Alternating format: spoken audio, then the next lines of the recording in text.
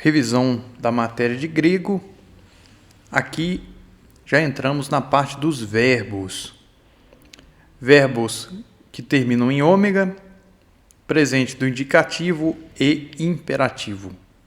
Então, aqui a gente vai ver voz ativa, médio passiva e os verbos deponentes. Vamos ver o que é isso. O verbo, ele é composto do tema do presente. Esse verbo aqui, lyo, é o verbo mais comum das gramáticas porque ele tem todas as... Ele não varia em todas as formas. Então, as gramáticas usam muito ele. Lyu é o tema do presente. Então, todos os tempos verbais que usam o tema do presente vão ter o lyu. Desinência é a parte que varia. Então, por exemplo, para eu dizer eu solto, em grego, é lyo. Se fosse tu soltas, segunda pessoa, essa parte vermelha aqui que varia. Então, seria lyeis.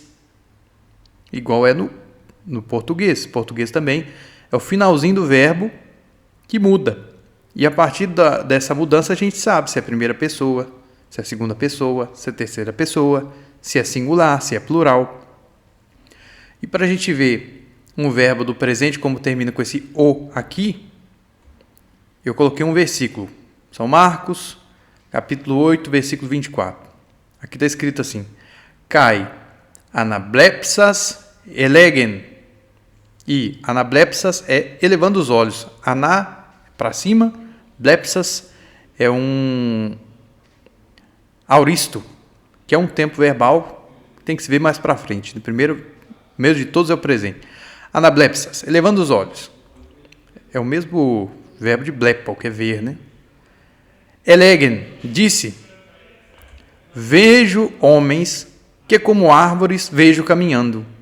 Curiosamente, é assim que no grego original está. Vejo, blepo, está no presente, primeira pessoa do singular. Então, veja que termina da mesma forma.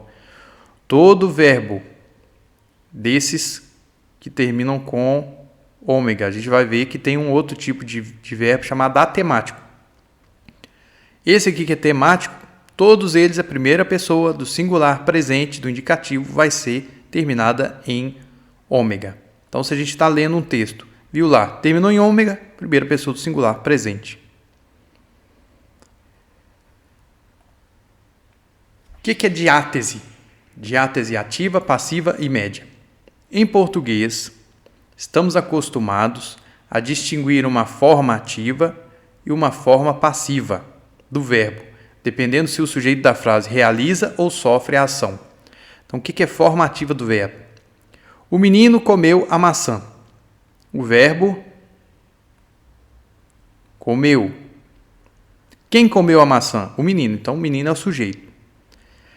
A forma ativa é aquela em que o sujeito realiza a ação. É isso que significa forma ativa. O sujeito realizou a ação de comer a maçã. Forma passiva. A maçã foi comida pelo menino. Então, a forma verbal aqui é essa. Foi comida. Quem foi comida? A maçã. Então, a maçã é o sujeito. Só que não foi a maçã que realizou a ação. Então, quando o sujeito, ao invés de realizar a ação, ele sofre a ação, é chamado de forma passiva. Diátese passiva ou, também já vi em algumas gramáticas, de voz passiva do verbo. A forma passiva em português se faz com o verbo ser mais o particípio, que a gente usa o tempo todo, mas muita gente não se deu conta. A gente usa o verbo ser como auxiliar mais o particípio. Então, aqui alguns exemplos. Verbo fazer. Na forma ativa, o professor faz a correção. Então, verbo fazer. Passiva. A correção é feita pelo professor. Ao verbo ser aqui, mais o particípio de fazer. Verbo ser mais particípio. Verbo escrever. Forma ativa. A autora escreve o livro. Forma passiva, o livro é escrito pela autora. Então, o é, verbo ser. mais particípio. Verbo construir. Os operários constroem o prédio. Forma passiva. O prédio é construído pelos operários.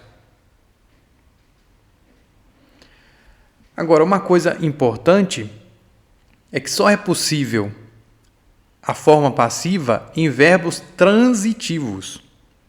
Você não se recorda o que é um verbo transitivo? Joga aí no YouTube aí uma aula de português. Verbos transitivos são aqueles cuja ação do sujeito ela tem um resultado em um objeto. E tem alguns verbos que são chamados de intransitivos e que a ação do sujeito fica nele mesmo. Então, por exemplo, se a gente pegar um verbo intransitivo, verbo andar é intransitivo.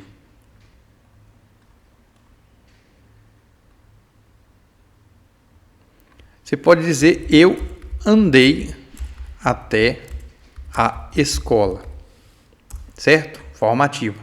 Mas você não pode dizer, eu fui andado até a escola. Isso não existe. Porque andar, ele é intransitivo. Então, ele não tem a forma passiva. Só tem a formativa. Então, como regra, a gente pode colocar apenas os verbos transitivos têm forma passiva. Fui andado não existe.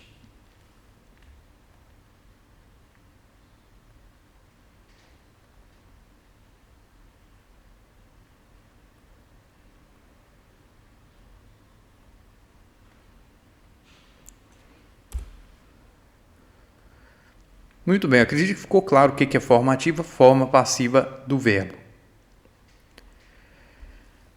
Agora, além da diátese ativa e passiva, o grego possui também a diátese média. Está aqui uma coisa que não existe em português. E, na verdade, a diátese média, que descreve as ações que o sujeito realiza no âmbito da sua esfera de ação e interesse, faltou o finalzinho da frase, né? É mais antiga do que as outras. Segundo a gramática, de onde eu tirei isso. Então, o que é diátese média? Formativa, a gente já viu. O sujeito realiza a ação. Está escrito, ativa. O sujeito realiza a ação. Forma passiva, o sujeito sofre a ação. E a forma médio-passiva? O sujeito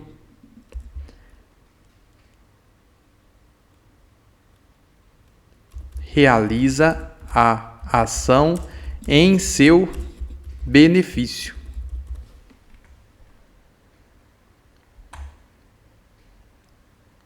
Então, aqui tem duas frases. Roi do loi, os escravos. Arton, o pão. Fero sim, carregam. Verbo fero, terceira pessoa do plural, presente. Os escravos carregam o pão. É uma frase ativa. Fero sim, está na diátese ativa. Roi stratiotai arton ferontai. Terceira pessoa do plural. Verbo fero, mas está na forma médio-passiva. Então, na hora de traduzir, como isso não existe em português, a forma média, a gente tem que tentar especificar, explicar que essa ação o sujeito fez em seu benefício. Literalmente seria o se carregam o pão, mas obviamente que isso fica muito estranho em português. Então, a tradução deveria ser os soldados carregam o pão para si. Por exemplo. Apenas o futuro e o aoristo têm forma específica para o passivo. Nos demais tempos verbais, médio, passivo e passivo são escritos da mesma forma. Então aqui, formativa, liu, que é o verbo lá que eu usei como exemplo. Liu, soltar. Formativa, liu, eu solto. Forma médio-passiva.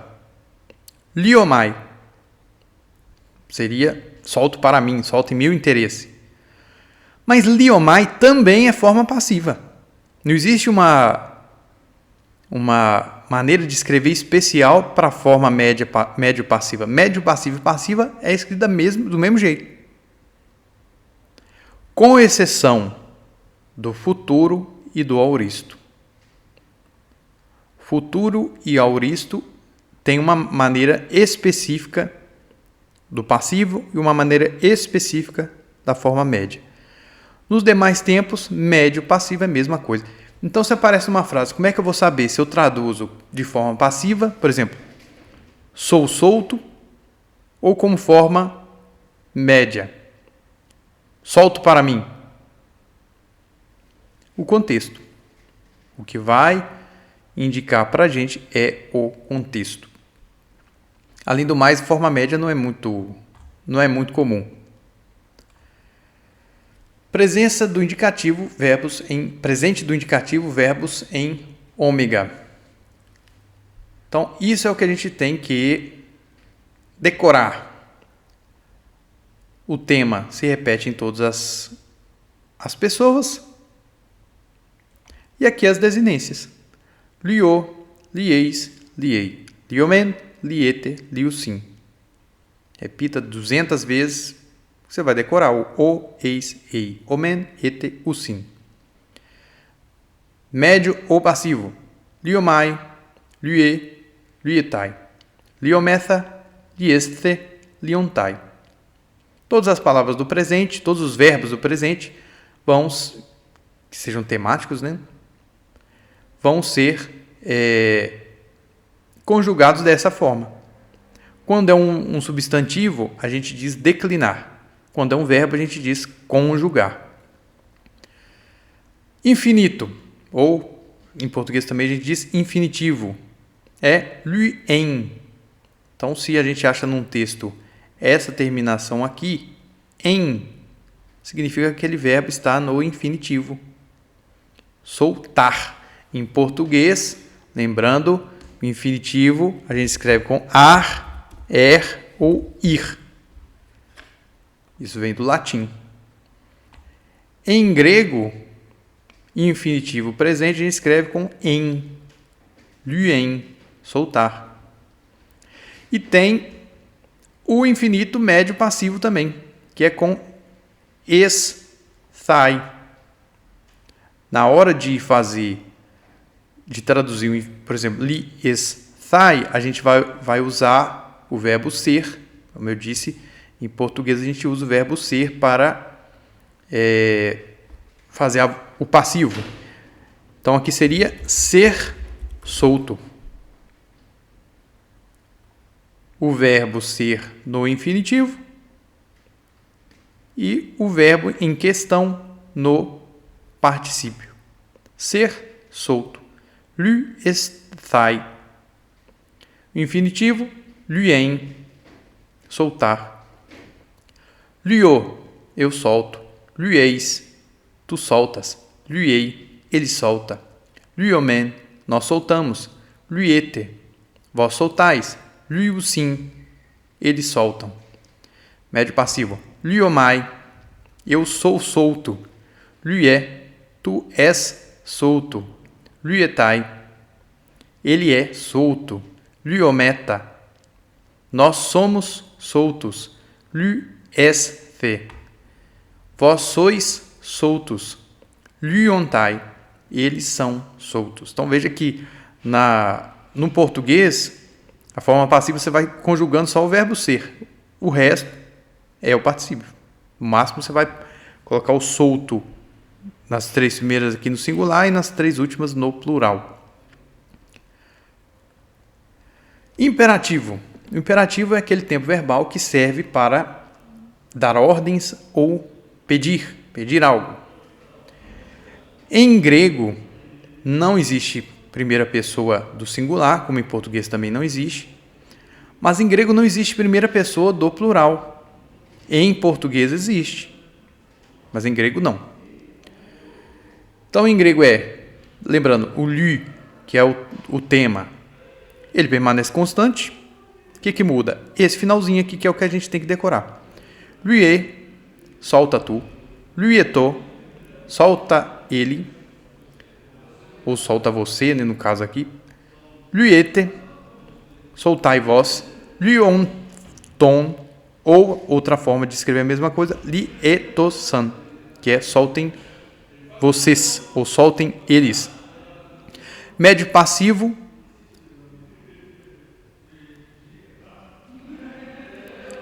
é dessa forma que está aqui: liu, lies tho, lies the, lies thon ou lies thosan. Lembra que terceira pessoa do plural do imperativo tem duas formas de se escrever. Todos os verbos simplesmente vai repetir essas desinências aqui. Verbos deponentes. O que é um verbo deponente? Um verbo deponente é um verbo que em línguas como o latim e o grego antigo tem forma passiva, mas é conjugado e compreendido com significado ativo. Em outras palavras, o sujeito da frase realiza a ação, mesmo que a forma verbal pareça indicar que a ação está sendo sofrida. Esses verbos são chamados de deponentes, do latim deponere, abandonar, porque teoricamente abandonaram as formas ativas, usando apenas formas passivas para expressar significados ativos. Então, o que é um verbo deponente? O verbo deponente ele vai aparecer dessa forma aqui, com essas desinências aqui. Só que ele não vai ser passivo, ele vai ser ativo. Então, o verbo deponente, a gente pode resumir, é aquele que parece passivo, mas é ativo. Parece passivo, porque vem aqui omai. As demais, lui, etai, ometha, se, ontai, todas as desinências da forma passiva. Mas, na hora de traduzir, a gente traduz como forma ativa. São alguns verbos deponentes da língua grega que têm essa característica. Aqui eu coloquei alguns que são importantes. Gignomai significa eu me torno. Erromai, verbo vir, eu venho. Poreuomai, caminhar ou marcar o caminho. Decomai, receber. Fobeomai, eu temo. Logizomai, considero ou calculo.